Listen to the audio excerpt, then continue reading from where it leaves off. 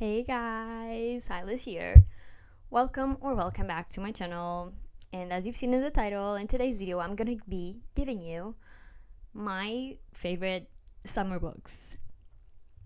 Disclaimer, not all of these books are going to be like summer season onto the book, but those are books that I've read during the summer or that I just correlate to the summer.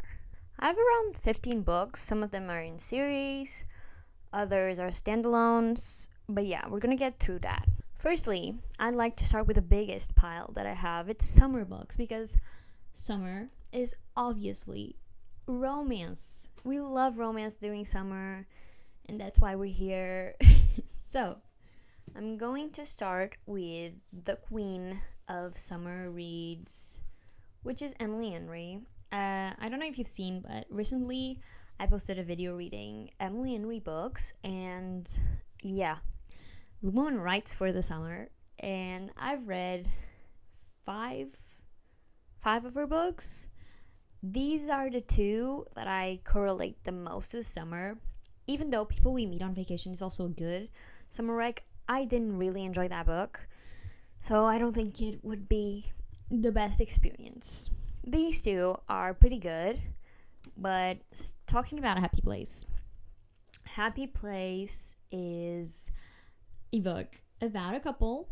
Well, it's not a couple anymore, but they have to pretend that they're a couple in their friend group because something kind of sad is happening, and they don't want to put any more sadness into the group, so they just keep fake dating, even though they are already were dating. I know that phrase didn't make any sense, but the book does make sense. I gave this book 3.5 stars. It's really cool and does have the summer vibes. Beach Read is my favorite Emily Henry book, and it's about this girl who receives her dad's house because he passed away. And she discovers a bit of past history of her dad, and she's kind of didn't want to know about that. But she meets this other writer, and yeah, they decide to change the genres they write for. So they swap genres, and the title says it.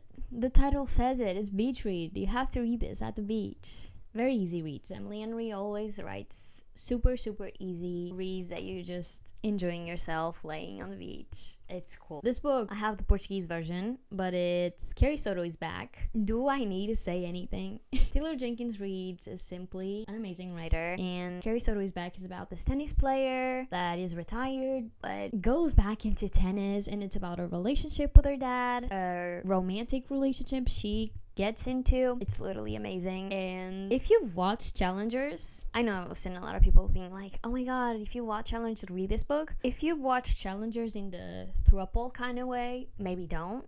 But if you watch Challengers and you love the tennis drama kind of thing, this year, see the quotes, it's the tennis, amazing. It's kind of, the tennis does play a metaphor as it does in Challengers, so I would recommend it. Then I have a series that I only have the two books in the middle of it because I'm that girl. It's Addicted, the Addicted series. I've read the Addicted and Calloway series. I much more prefer this one. So I think you would be happy just reading Addicted to You, Addicted for Now, and Addicted After All. Even though in Addicted After All, you get kind of something you would like to know more about. But I don't know. I didn't like the Calloway books as much as I like this one. So I think it's a wise choice just to read the Addicted. And then you could very easily just read the last book that's called Some Kind of Perfect. You could do that. You would still have fun. If you want, you can literally watch YouTube videos on the other books and you're gonna be happy. And next, we have another series that I only read 2 books because we're the only 2 books that I was interested in, and it's the 2 that I recommend. We have Chestnut Springs, we have Reckless, and Flawless. Flawless is about summer, if I'm not mistaken. Is that your name, girl? Okay, I think Flawless is summer and Reckless is winter. I loved Reckless, but I think you need to read Flawless to then read Reckless. Like you're gonna get it, because Theo in Red in winter and summer You need to get those glimpses of relationships, like mentor Red is the mentor of Theo, and like winter and summer relationship. You kind of need to read Flawless. You don't need, but you'd have a more pleasant experience. I only read these two. That's my choice. I wasn't interested in any of the other couples, even though there's one that's a ballerina. I might, if in the future you see me reading that book, I might, because ballet, I'm a ballet dancer. I love it. But basically, small town vibes. Everybody has talked about these books everywhere, so I think you know what this is about. And the last physical book on the list of romance, I put The Right Move, because I read this during summer. I also read Mile High during summer, but I didn't like Mile High. Didn't really love this one either, but I think this one was well conceived, better conceived than the other one for sure, and definitely good for the summer vibes. I would recommend, and I'm really interested in continuing this series, so I'll probably be reading them on my Kindle. Forgot to tell you, The Right Move is about this basketball player. Mile High is about I think he's a hockey player. Really didn't like that book. I was just like, okay. But I think he was a hockey player. Here, Ryan Shea. Ryan Shea does have my heart a bit. I kind of like him. Yay. This is Forced Proximity, because she moves in to his house and he's a basketball player and she's a book girly. I think that's all you need to know.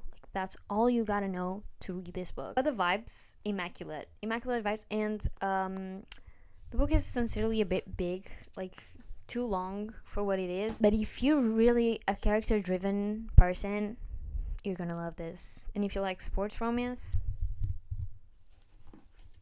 read this. We're going into... Okay, I'm gonna leave this one for the last. We're going into fantasy. I only have one series that I recommend for summer as fantasy.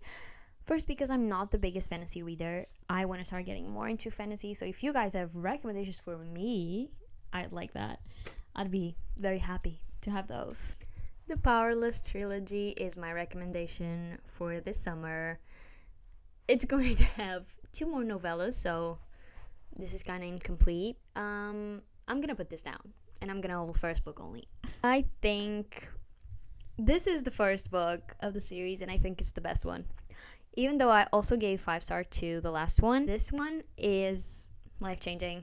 To me, it was life-changing. I know it's not for a lot of people, and it's fine, but I really like this. This is very romance, not so much fantasy, but I love this. I love the scenes. I love the banter. I love Guy Azer. Oh my god, it's so good. I don't think I could say much right now because I'd spoil the entire series for you, but it's good. It's Peyton Gray, Kai Azer. She's like this. She's an ordinary. She shouldn't be alive because the kingdom doesn't want that. And yeah, then she steals from the prince and she has to go to the trials. Not because she stole something, but because her name just popped up on the trials. It's really cool. And a lot of people didn't like the second book, Reckless. I love this book. I have a video reading only this book. It's amazing. You can check my opinions on there. And I also have a recent video reading Fearless.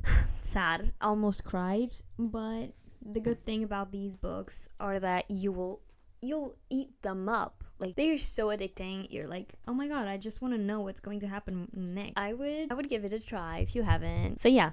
Now we're going to, I would say, like, thrillers. I only have 2 as well. I'm a lot more of a romance reader than I thought I would be.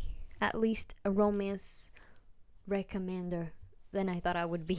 I'm gonna give you 2 books for the thriller. One is a part of a series, and the other one is a standalone. First one is The Naturals. I've only read The Naturals. I haven't read the other ones. Killer Instinct and all the other ones. Yeah, I haven't read them yet, but I will get to them. This one is like, if you like Criminal Minds, but teenagers with superpowers.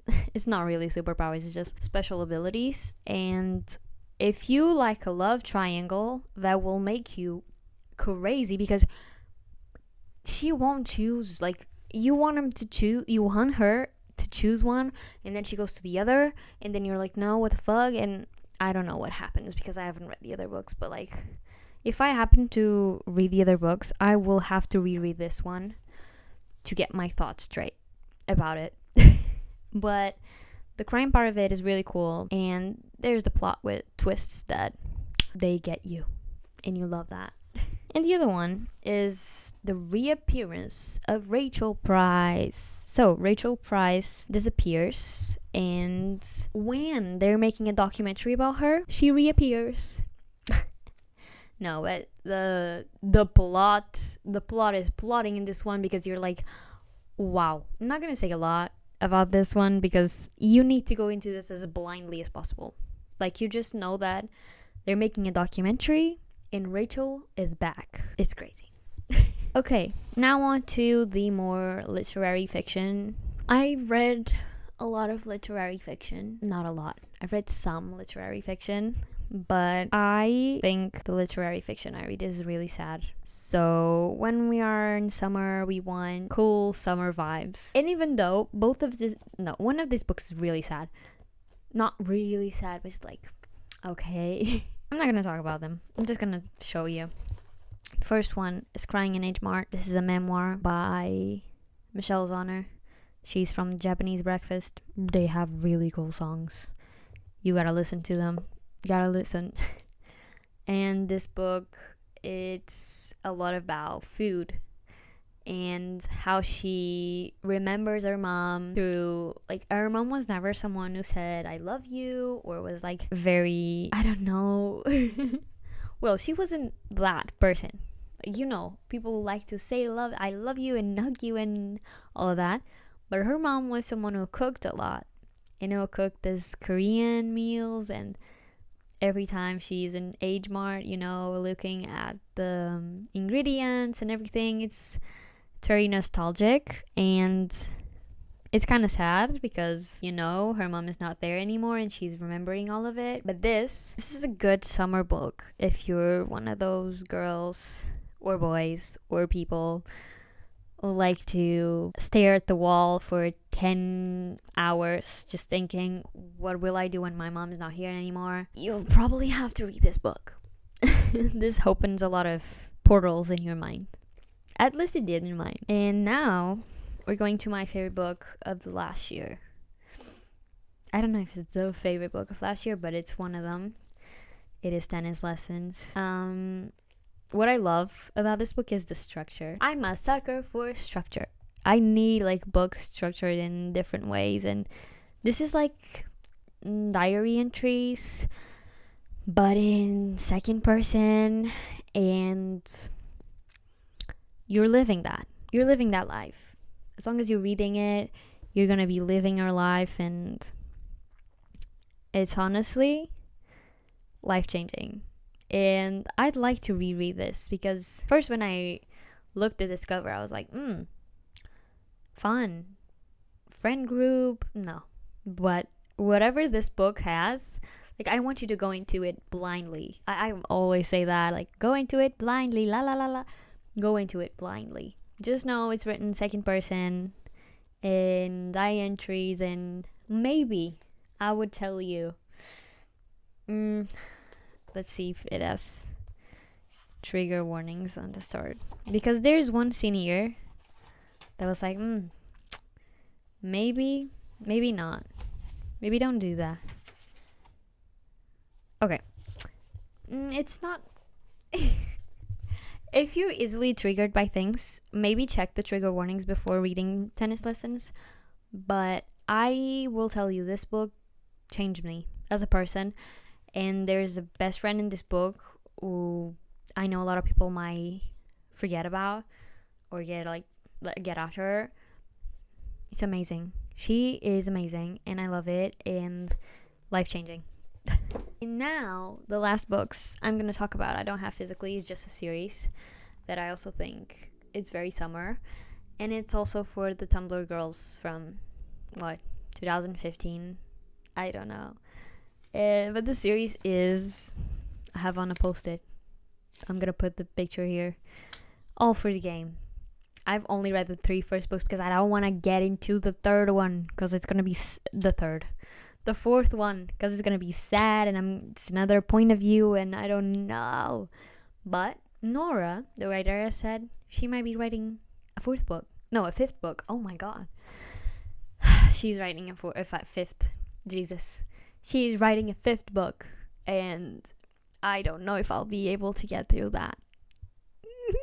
I don't know, but All for the Game, it's about it's about this sport that doesn't really exist, but it's like lacrosse mixed with something else. Well, whatever. And there's this team on oh my god, I could not explain it without spoiling absolutely everything. But like there's this team that it's made of like teens who were a bit problematic, who had, some backgrounds and whatever, some sad backgrounds, most of them.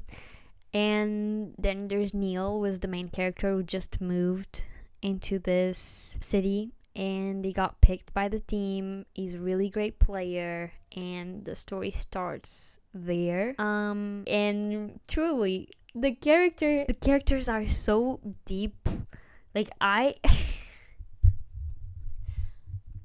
don't know what it is about it, but like there's a certain depth of the characters and of the story that it just 5 stars. The whole series 5 stars. Everything's so good, and then you start knowing, like, if you know Andrew, girl, your life is gonna be changed after you know Andrew. Like the hair is gonna leave your life. You're gonna be out of breath. I don't know. I think I just had a really great experience last summer reading All for the Game. It was so much fun, and that's all I can tell you, is that you're gonna have so much fun. Your life is gonna be changed. That's all I have to say. But yeah, guys, I certainly could have given you some more summer recs, but I don't want this video to be 10 hours long, so I think we're gonna stick with this ones. If you guys have your own summer recs, maybe you can write them in the comments, and I could do a video reading your summer rec. I'd be happy to do that. So yeah, don't forget to leave me a like and subscribe. And as always, I'll see you next week. Bye bye.